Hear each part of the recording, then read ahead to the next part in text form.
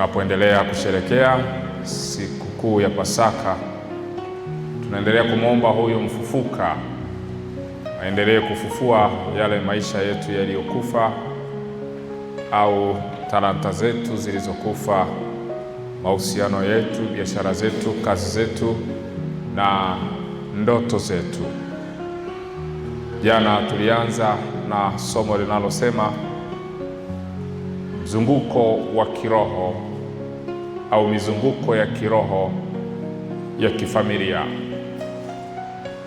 kwamba familia nyingi zinazunguka kwenye maeneo mbalimbali, na tuliongozwa na kitabu cha Kumbukumbu la Torati sura ya 2 aya ya 1 mpaka ya 3 inayosema, ndipo tukageuka tukashika safari yetu kwenda jangwani kwa njia ya bahari ya Shamu, kama alivyoniambia Bwana, tukawa kuizunguka milima ya Seiri siku nyingi. Bwana akanena akaniambia, mlivyouzunguka mlima huu vyatosha, geukeni upande wa kaskazini. Mlivyouzunguka mlima huu vyatosha, geukeni upande wa kaskazini. Neno mlima tunaweza tukaliweka kwenye nyanja mbalimbali, kwamba kuna familia inaweza ikawa inazunguka kwenye mlima wa magonjwa, mlima wa laana, mlima wa changamoto mbalimbali, inayosema mzunguko wa maneno magumu kwenye familia, mzunguko wa maneno magumu kwenye familia ambayo yamewafunga wana familia wengi wasitoke kwenye hicho kifungo cha maneno. Mzunguko wa maneno magumu kwenye familia.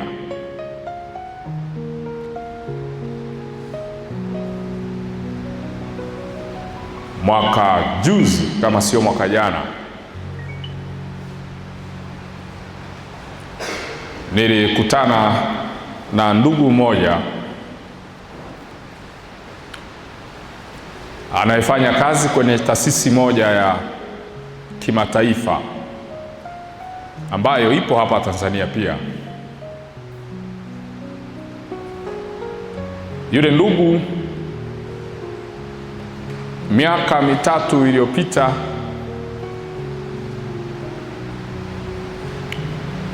alikuwa ananitafuta. Bahati nzuri basi tukaonana. Ana miaka 8 kama mkurugenzi kwenye hiyo taasisi, miaka 8 kama mkurugenzi kwenye hiyo taasisi, na mshahara wake kwa mwezi ni milioni 10 za Kitanzania. Mshahara wake kwa mwezi ni milioni 10 za Kitanzania. Amekuwa mfanyakazi kwenye hiyo taasisi kwa muda wa miaka 8 akiwa kwenye hiyo nafasi ya ukurugenzi. Pamoja na kwamba analipwa kiwango kikubwa sana cha pesa,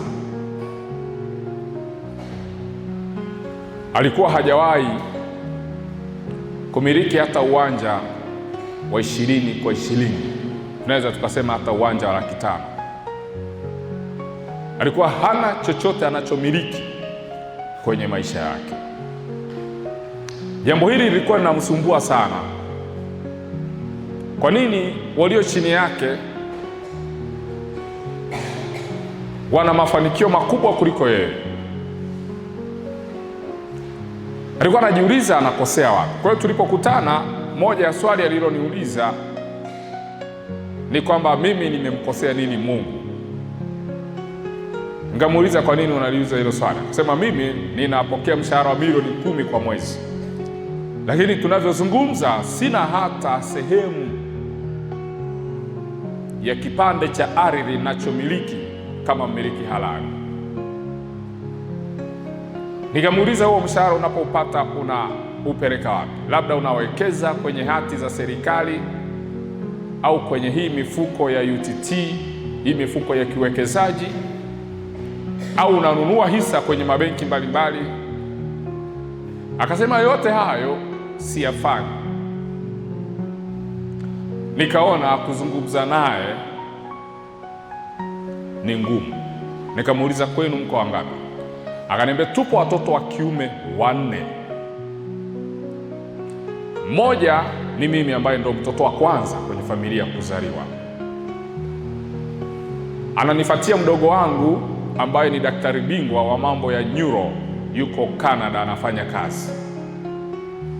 Ana miaka 40, hajaoa, amekuwa mlevi wa kupindukia na wala hamiliki chochote. Kwa hiyo siwezi kumcheka. Kuna mdogo wetu mwingine amemaliza chuo kikuu cha UDOM miaka kama 5 iliyopita. Nimejaribu kumfungulia biashara zaidi ya 3, zile biashara zinakufa zote. Kwa hiyo sasa hivi ni dereva bodaboda. Mdogo wetu wa mwisho hakusoma, yupo tu nyumbani.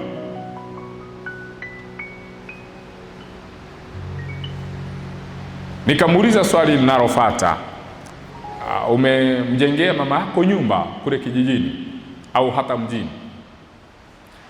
Akasema, sijamjengea mama nyumba wala nini. Nikaona yule siwezi kuongea naye vizuri. Nikamwambia, wazazi wako wapo au hawapo? Akasema, mama ndo yupo, baba hayupo. Baba alifariki tukiwa wadogo sana. Mimi nilikuwa Izizo sekondari. Kwa hiyo kuna wale wadogo zangu wengine inawezekana hata wameshamsahau baba sura, lakini mimi walau nilikuwa najitambua kiasi fulani, nilikuwa na mkumbuka marehemu baba yangu. Nikamwambia, ninaomba unitafutie mama yako nizungumze naye. Kwa hiyo kapita miezi kama 4, nikapata fursa ya kuzungumza na mama yake mzazi. Swali ambalo nilimuuliza yule mama ni hili. Nilimuuliza, unaona nini kwenye uzao wako? Alianza kulia yule mama. Nikamwambia, sijakuita ulie, naomba tu niambie unaona nini kwenye uzao wako. Akasema, mwanangu, najisikia kulia, niruhusu tu kwanza nilie, kwa sababu nina watoto 4 wa kiume na mmoja ndo huyu amenitafuta ili nizungumze na wewe, ambaye ningetegemea kwamba kwa kazi aliyonayo ndo angefuta aibu ya familia yake, lakini mambo yamekuwa tofauti. Ndogo wake anayemfuata ndo huyo daktari bingwa, yuko Canada, anapokea mshahara mzuri kabisa, lakini amekuwa mlevi asiyeshaurika. Ninajiuliza tu ni wapi nimemkosea Mungu. Nikamuuliza, hebu naomba uniambie, mume wako aliondoka akakuacha, kweli umewasomesha watoto wamefika mpaka hapa walipofika, hongera kwa hilo, lakini naomba uniambie uliolewa familia ya aina gani, na kama unakumbuka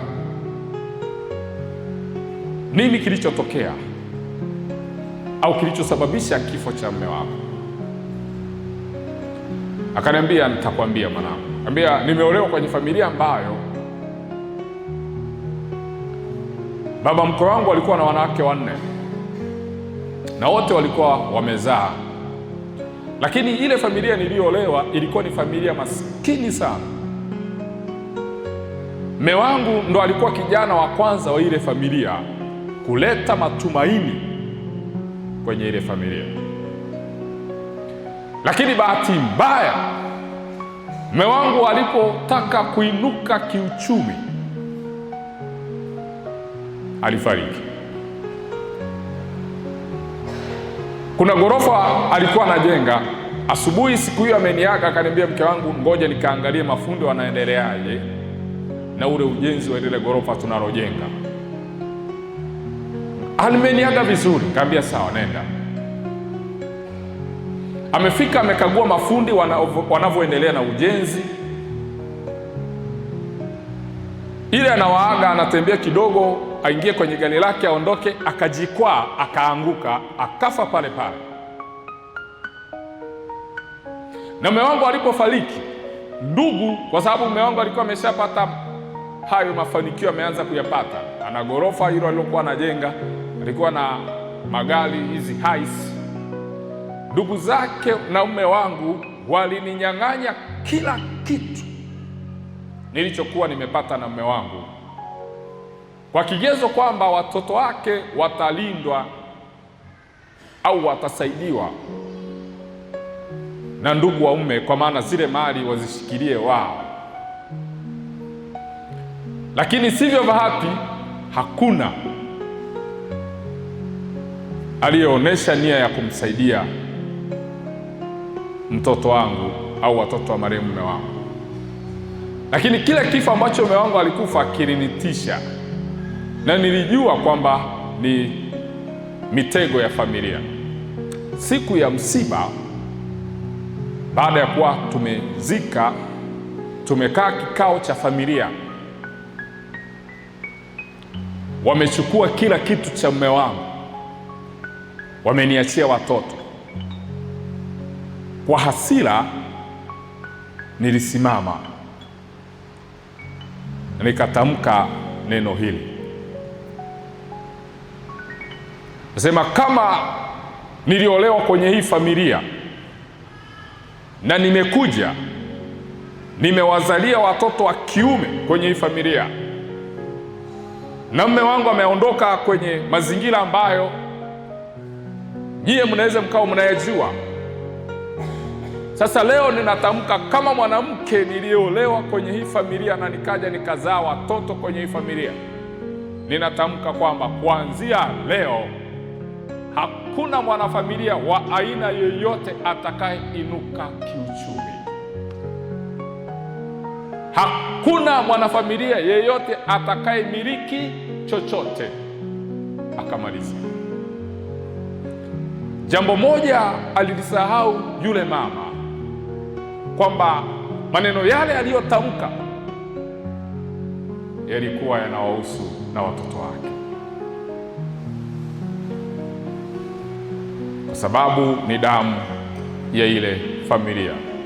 Kwa hiyo kila alichokitamka kilikuwa hakiwakwepi wale watoto wake, kilikuwa kinajumuisha na watoto wake. Maneno magumu, lile neno lilipotamkwa lilifunga ile familia. Na kweli akaniambia, kwenye ile familia wapo waliosoma kama watoto wangu, lakini hawamiliki kitu cha aina yoyote. Hili neno lililotamkwa halikuwazuia kusoma, walisoma. Halikuwazuia kuoa na kuolewa, waliolewa na kuoa. Lakini jambo moja tu hili neno lilichokifanya kwenye ile familia, liliwazuia kumiliki kitu chochote kwenye familia. Kwa ndio maana huyu mkurugenzi alikuwa na uwezo wa kupokea milioni 10 kwa mwezi, lakini hakuna cha maana anafanya. Mzunguko wa lile neno lilikuwa limewafunga. Kwa hiyo walikuwa wanazunguka ule mlima wa lile neno gumu lililotamkwa kwenye ile familia, na hawajui wanatokaje.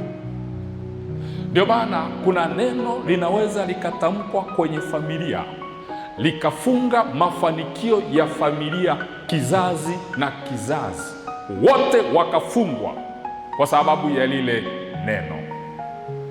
Kwa nini neno? Mwanadamu ni muumbaji mshiriki. Kwa mwanadamu kwa maneno yake anaumba, na siku zote maneno yana athari za aina mbili. Yana athari chanya na yana athari hasi. Hakuna neno lolote linalotamkwa likaenda bila kuleta athari. Kila neno huwa linaleta athari kwenye maisha ya mtu. Haijalishi hiyo athari inakuwa ni athari ya aina gani, iwe ni positive au negative. Ndio maana Mungu alikuwa anaumba kwa kutamka, na iwe nuru, inakuwa nuru. Ukisoma waraka kwa Ibrania sura ya 11, aya ya 3 kuna kitu fulani pale Mungu anazungumza. Waraka kwa Ibrania ile sura ya 11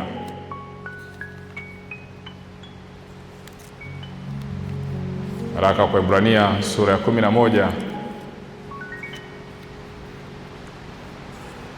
aya ya 3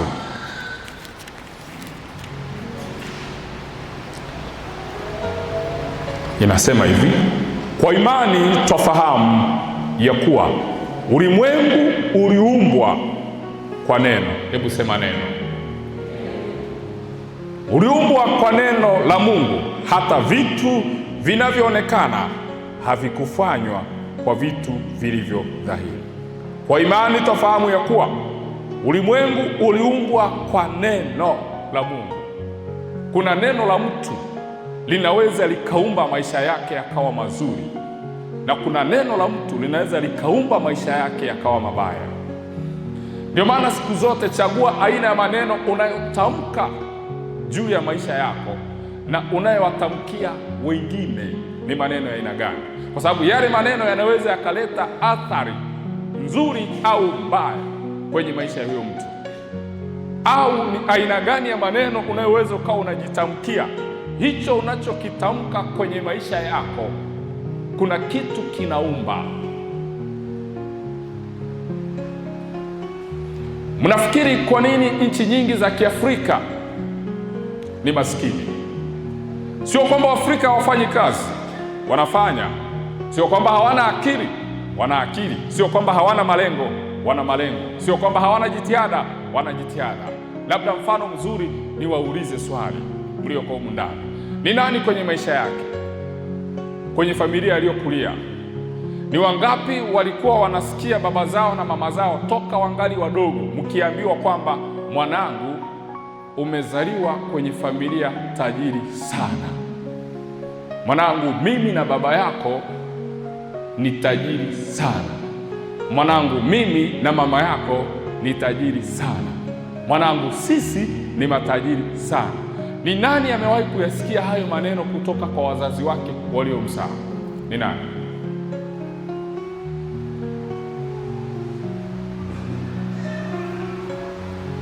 Ni nani amewahi kusikia sasa kwenye familia aliyozaliwa baba yake au mama yake akijitambulisha mbele yake akimwambia, mwanangu, sisi ni maskini sana, soma kwa bidii? Ngapi tumewahi kusikia hayo maneno?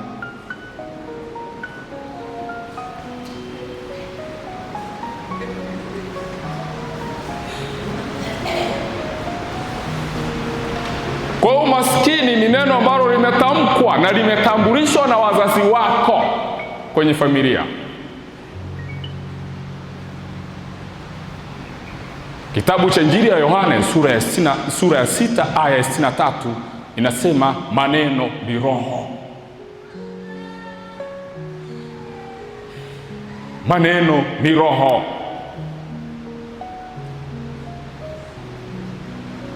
Maana yake wewe unaweza ukawa unapambana utoboe kimaisha, lakini kuna neno kama familia mmeliumba.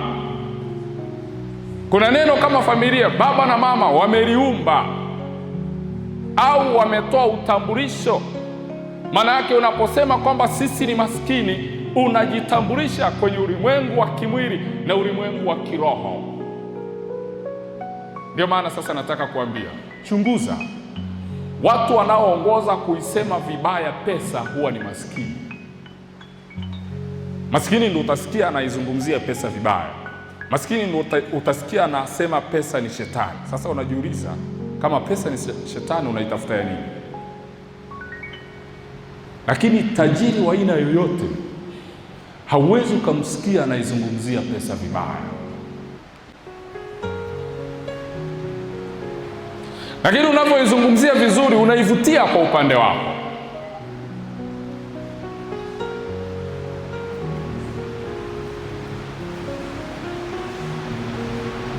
Neno lolote unaloweza kutamka kwenye maisha yako, hilo neno linaweza likawa ukuta au mlima wa kukuzungusha kwenye maisha yako. Kuna watu leo walijitamkia baada ya kuwa wameumizwa kwenye mahusiano, kwa sababu ya hasira, ikafika mahala wakajiapia kwamba sitakaa niolewe, na kweli mpaka leo hawajaolewa.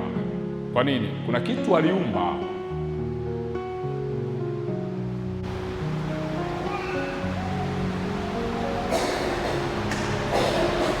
Leo kuna wanawake wakikaa vijiweni wanasema wanaume wote ni mashetani, na kweli kwenye ndoa yake mwanaume anaonekana kama shetani, ameumba.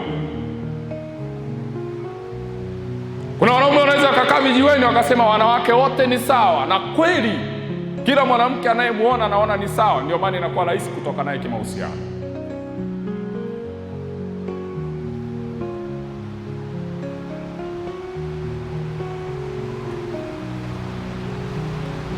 Kila siku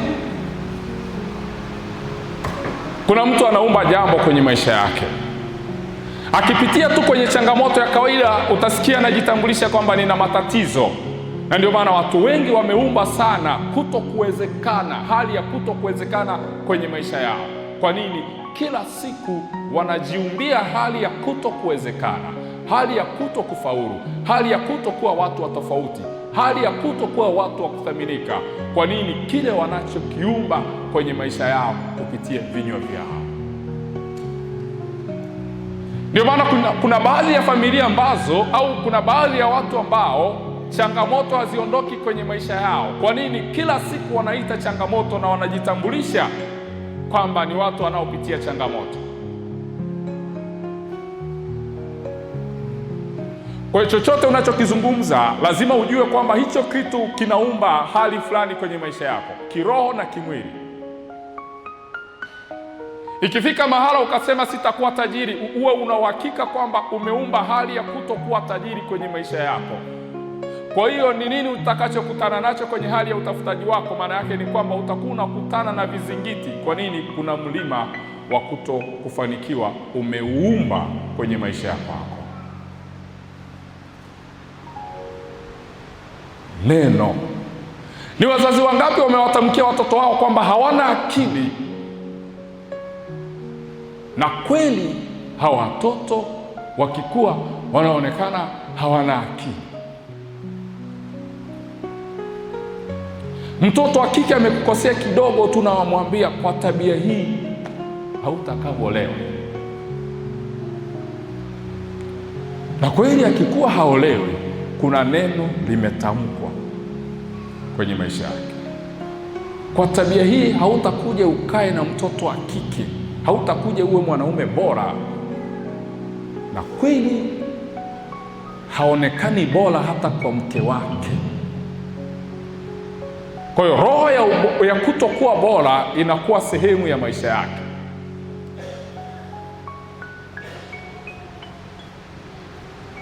Mambo mengi yasiyowezekana kwenye maisha yetu tumechangia kwa sehemu kubwa sana hayo mambo kutokuwa sehemu ya maisha yetu, kwa kuyaumbia maneno magumu.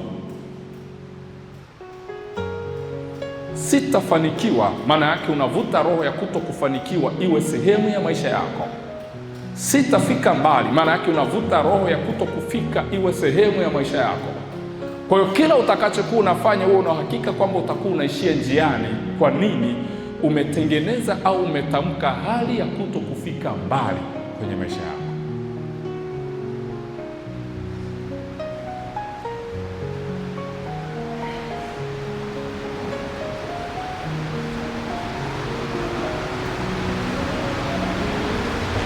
Nini ambacho kinathibitisha kwamba huyu mtu amefunga ndoa kati ya fulani na fulani? Ni maneno anayotamka shemasi au padre wakati anamfungisha ndoa. Maneno yanatamkwa. Nini kinachomtambulisha tu kwamba huyu amekuwa padre? Sio tu amekaa miaka 9 darasani. Anaweza akakaa 9 na sio darasani. Nini kinachotambulisha kwamba huyu sasa leo ni padre au ni shemasi? Ni maneno ambayo askofu anatamka, anamuingiza kwenye ule mfumo wa kipadre. Ni maneno yanatamkwa, yanathibitisha kwamba sasa huyu ni padre, na ishara za nje zinafanywa. Somewa litania, napakwa mafuta, anakabidhiwa vitu vya mtaleni, tena kwa kusomewa sala fulani. Nini kinachothibitisha kwamba huyu ni mtawa? Sio tu kilemba. Anapofunga nadhiri, kuna maneno anatamka yanaumba kwamba huyu ni mtawa duniani na mbinguni, huyu ni padre duniani na mbinguni, huyu ni mwanandoa duniani na mbinguni. Kwa neno lako unaweza ukaumba maisha mazuri, na kwa neno lako unaweza ukaumba maisha mabaya. Chagua aina ya maneno unayojitamkia kwenye maisha yako, kwa sababu hayo maneno yatakuwa msaada kwenye safari ya mafanikio yako, au hayo maneno yanaweza yakageuka kuwa kikwazo kwenye safari ya maisha yako. Aina ya maneno unayojitamkia yatakutambulisha katika ulimwengu wa kiroho, na aina hayo ya maneno unayojitambulisha nayo yatakutambulisha katika ulimwengu wa kimwili. Utatambulishwa kwa maneno unayojitamkia mwenyewe.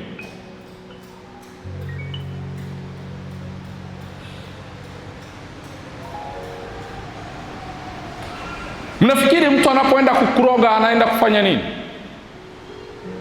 Ni maneno anaenda kutamka kwenye ufalme wa giza.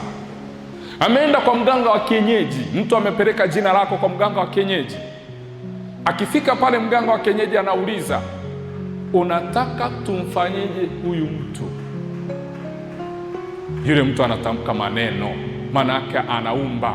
Anasema huyu mtu afiwe na mwanaume. Anatamka neno la kuua.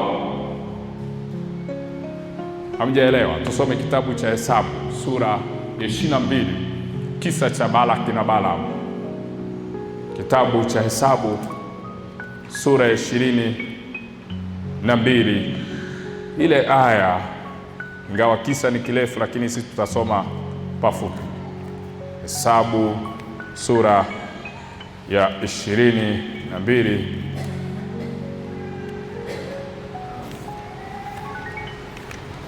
aya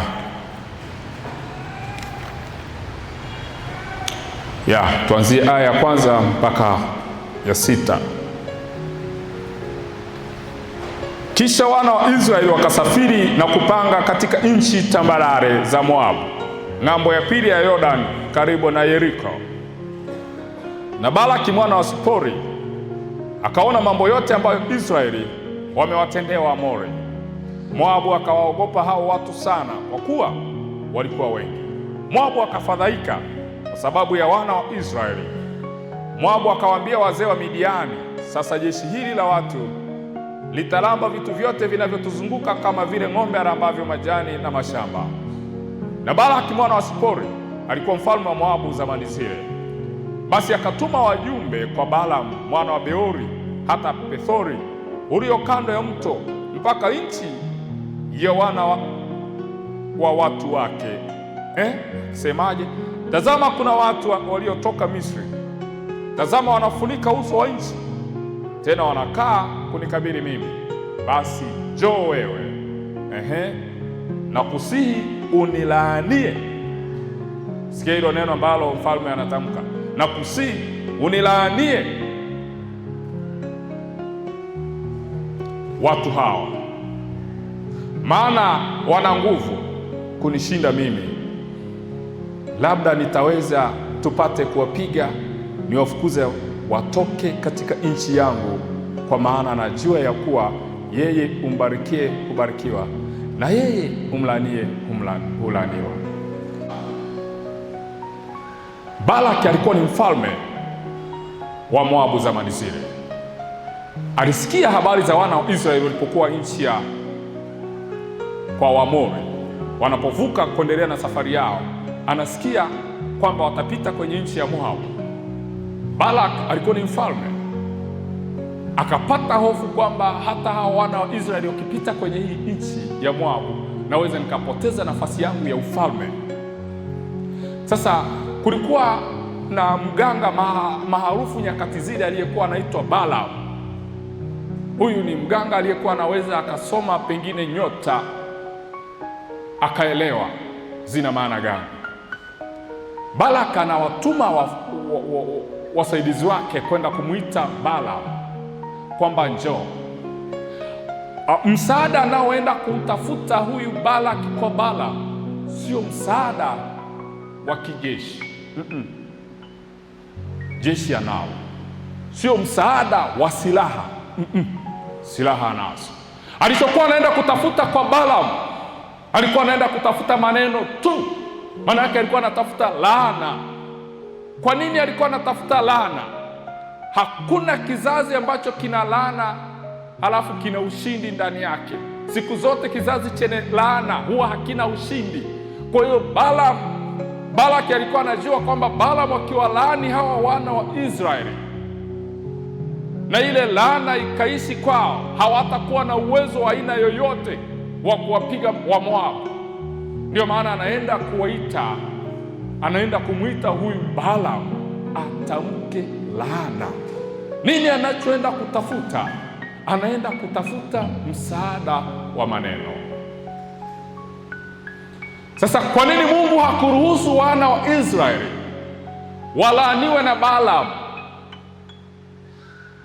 Ukisoma kitabu cha Mwanzo sura ya 22 aya ya 1 mpaka ya 15 utakuta Mungu ametamka maneno ya baraka kwa wana wa Israeli wakati anamtamkia baraka Ibrahim. Akasema, watakaokubariki nitawabariki na watakao kulaani nitawalaani. Ndio maana ukiendelea kusoma hicho kitabu cha Hesabu, kuna mahala kila kitu kimeshindikana. Mahali Balaamu anasema, nitawalaanije waliobarikiwa? Maana yake kwenye ulimwengu wa kiroho hawa wana wa Israeli walikuwa wana kinga ya neno la baraka lililokuwa linawalinda. Ndio maana hata Balaamu hakuweza kuwalaani, pamoja na kwamba alijenga madhabahu zaidi ya 7, akatoa sadaka ya kila aina, lakini hakuna laana aliyotamka ikawashika wale wana wa Israeli.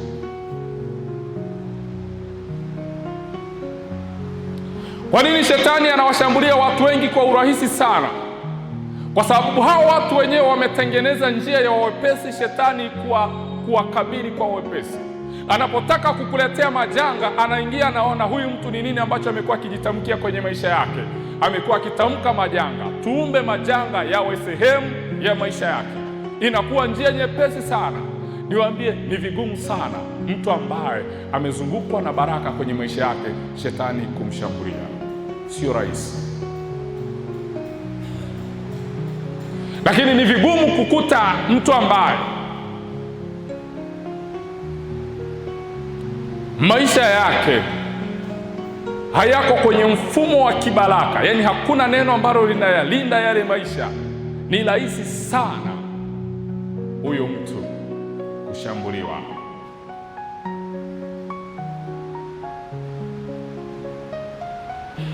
Unapoona familia ina watoto wa kike na wa kiume, lakini watoto wa kiume hawaoi, watoto wa kike wanaolewa, ujue kwamba hilo neno lilielekezwa kwa watoto wa kike,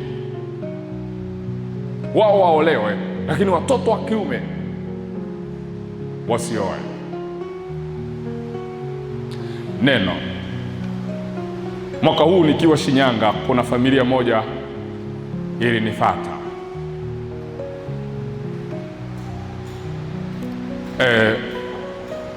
Alikuwa ni dada mkubwa wa familia ambaye aliwatangulia wadogo zake. Sasa huyu dada akawa ananiambia ana kaka yake, ana mdogo wake wa kiume ambaye kwa sasa ana uwezo mkubwa sana wa kifedha. Lakini huyu kaka yake ama huyu mdogo wake, wakati akiwa kidato cha pili, aliingia kwenye mahusiano. Alipoingia kwenye mahusiano na binti aliyekuwa jirani yake, na yule binti naye alikuwa anasoma. Sasa wakaingia kwenye mahusiano, huyu kijana akampa mimba yule binti. Yule binti, wazazi wake walipomuuliza nani amekupa mimba, akamtaja yule kijana, akasema ni kijana wa fulani, kwa sababu hao wazazi walikuwa ni majirani. Wazazi wa binti wakaondoka kistaarabu kabisa kwenda kwa wazazi wa kijana waongee kama wazazi. Kaambia fulani, baada ya kuwa mtoto wangu kuonekana kwamba ana ujauzito, tumemuuliza kwamba huu ujauzito ni wa nani? Akasema huu ujauzito ni wa fulani ambaye ni mtoto wako. Kwa hiyo tumekuja kistaarabu kama wazazi na watu wazima tuzungumze, tunalifanyaje hili? Baba wa kijana akasema mtoto wangu hawezi akampa mtu mimba. Wazazi wa binti wakasema mtoto wangu hawezi akampa mtu mimba. Hawezi. Akasema sawa, hawezi akampa mtu mimba. Wakaondoka. Yule kijana amesoma, amemaliza form 4, amefaulu kwenda form 6, amefaulu kwenda chuo, amepata kazi, ameoa. Huu ni mwaka wa 17, hana mtoto.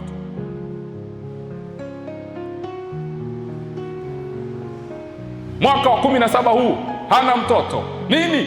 Baba yake alitamka neno, mtoto wangu hawezi akampa mtu.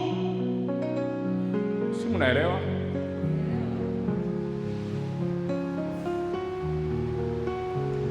Kwa hiyo huyu kijana wa kiume hata alale na wanawake zaidi ya 100 hawezi akawapa mimba. Neno limetamkwa, limezuia na limeumba kwamba huyu ndiyo ni mwanaume, ndiyo ana nguvu za kiume, ndiyo ana sifa zote za kiume, lakini hawezi akampa mtu mimba.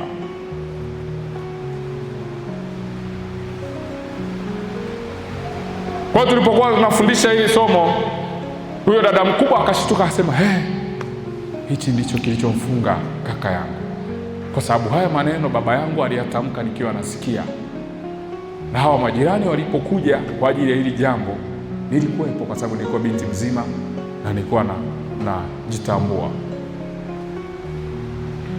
Neno. Chunguza kwenye familia yako, mnazunguka kwenye mlima gani wa neno ambalo limewafunga? Na inaweza ikawa hata watoto wako umewafunga kwa maneno yako magumu ambao umekuwa ukiwatamkia. Umeifunga ndoa yako kwa maneno yako magumu. Umeufunga wito wako kwa maneno yako magumu. Umeifunga biashara yako kwa maneno yako magumu. Umeifunga kazi yako kwa maneno yako magumu. Ni mfanya biashara, lakini ukipitia hali kidogo tu ya kibiashara ya mtikisiko, unasema hali ya biashara ni mbaya. Kuna kitu unaumba kwenye biashara yako. Niwaambie tu, maneno ni uhai. Maneno yanavuka mipaka. Ndio maana leo Baba Mtakatifu anaweza akawa yuko pale Vatican akazungumza neno, lile neno likavuka mipaka ya Vatican. Hata wewe uliye Tanzania ukasikia alichokisema akiwa pale Vatican. Neno linavuka mipaka. Neno ni roho, kama ambavyo Yesu mwenyewe amesema kwenye Injili ya Yohane sura ya 6 mstari wa 63, anasema maneno ni roho. Kwa hiyo maneno yanaweza yakaishi kwenye roho uliyoiumba. Na nimetangulia kusema mwanadamu ni muumbaji mshiriki. Kuna vitu unaumba kwenye maisha yako. Kwa unaposema kwamba mimi ni maskini, unaumba roho ya umaskini kwenye maisha yako. Unaposema kwamba mimi ni mgonjwa, unaumba roho ya ugonjwa kwenye maisha yako. Kwa nini? Maneno ni roho. Kwa hiyo kuna roho nyingi zinaweza zikao zinakutesa kwenye maisha yako, lakini hizo roho umezitengeneza wewe kwa kuziita au kwa kuziumba. Kitabu cha Mwanzo sura ya 1 na aya ya 1 inasema, hapo mwanzo Mungu aliziumba mbingu na nchi. Hapo mwanzo aliziumba. Ni vitendea kazi gani ambavyo Mungu alikuwa anatumia wakati anaumba? Alikuwa anatamka.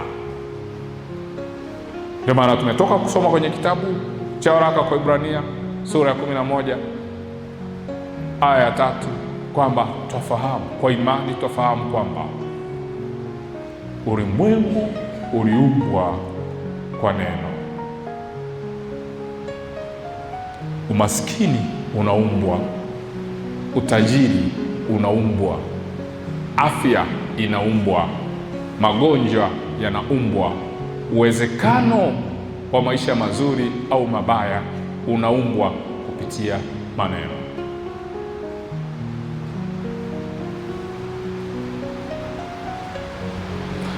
Ndio maana ukichunguza kwenye baadhi ya ndoa nyingi leo, wanawake wameshindwa kutimiza ndoto zao. Kwa nini? Walikutana na wanaume waliokuwa wanawaambia maneno magumu sana, kwamba wewe hauwezi ukafanya chochote, na kweli akajichukulia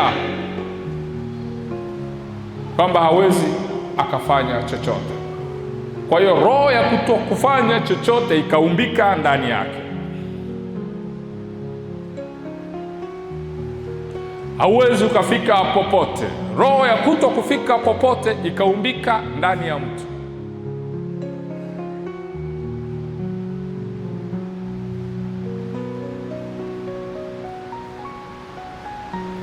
Mtu anapotaka kuja kukuroga biashara yako, kuna maneno anatamka, biashara hii ife, ife, ife, ife, isifike mbali, isifike mbali, isifike mbali, na haifiki mbali. Maneno. Ukisoma Injili ya Mathayo ile sura ya 13 aya 24, utaona habari ya watu walipolala, akaja adui akapanda magugu. Biblia haisemi ni magugu ya aina gani, lakini nataka kuambia yanaweza yakawa ni magugu ya maneno. Mtu alipolala usingizi kwenye ndoa yake, wakaja watu wakapanda magugu ya kuachana kwenye hiyo ndoa. Mtu alipoajiriwa, akaja adui akapanda magugu ya maneno kwenye ajira yake. Mtu alipoolewa, alipooa, akaja adui akapanda magugu ya maneno kwenye ndoa yake, kwenye wito wake.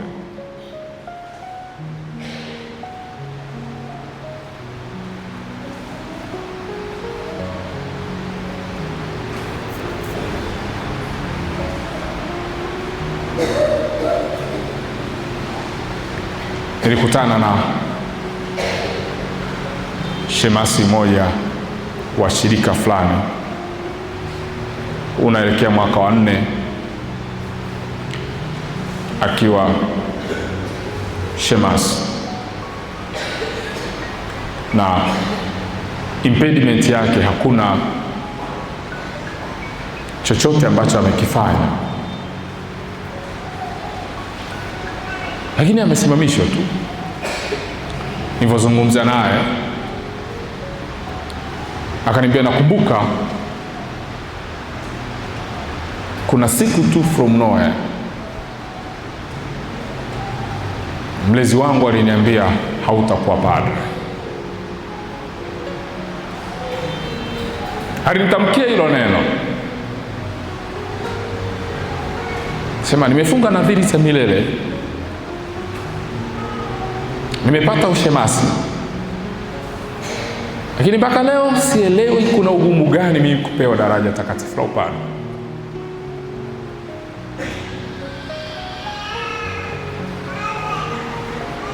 Sijui kuna uzito gani neno linaweza likaleta uwezekano ambao utakuwa mgumu sana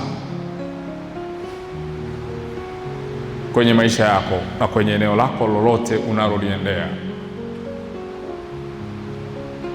Maneno ya watu yanayotamkwa kwenye maisha yako usiyachukulie poa. Maneno mengine yanakuwa yametamkwa kutoka kwenye madhabahu za giza moja kwa moja.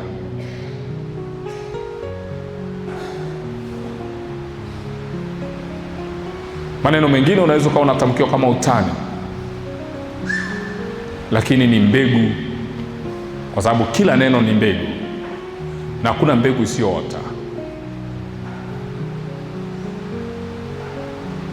Kwa hiyo neno lolote ambalo umetamkiwa kwenye maisha yako au umejitamkia we mwenyewe, hilo neno linaweza likawa ni mbegu itakayostawi vizuri, au linaweza likawa ni mbegu itakayokusumbua kuchipua au kuleta matunda kwenye maisha yako.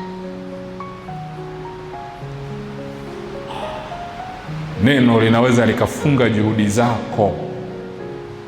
Haijalishi umesoma, haijalishi unatokea kwenye familia ambayo ina watu wanaokusapoti,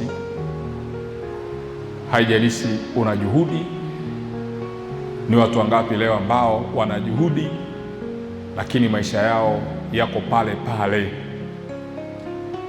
Lakini ukiwaambia hawa watu rudi nyuma, utafakari ni maneno gani umekuwa ukijitamkia we mwenyewe na ukiwatamkia wengine.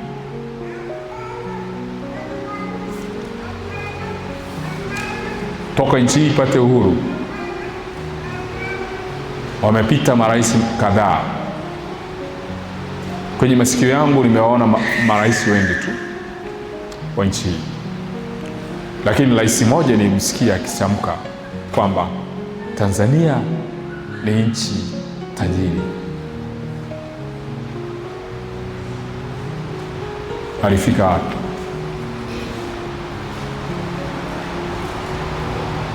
Nini? Alikutana na maneno ambayo tayari yametegwa kwenye taifa la Tanzania, yanayozuia Watanzania wasifanikiwe. Na anaweza akawa anatumika hivyo kwa sababu anapotamka hilo neno, kwa sababu yeye ndo the top of the country, ni kama anatamka kwa niaba ya watoto wake.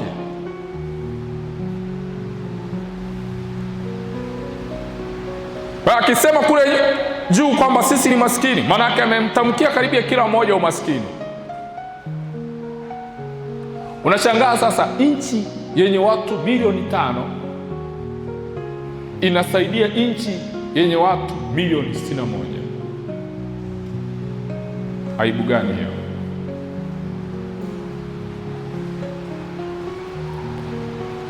Yaani maana yake wenye utajiri, watu wenye nchi yenye watu milioni 5 ina utajiri pengine wa kibaraka kuliko nchi ambayo ina watu milioni 61.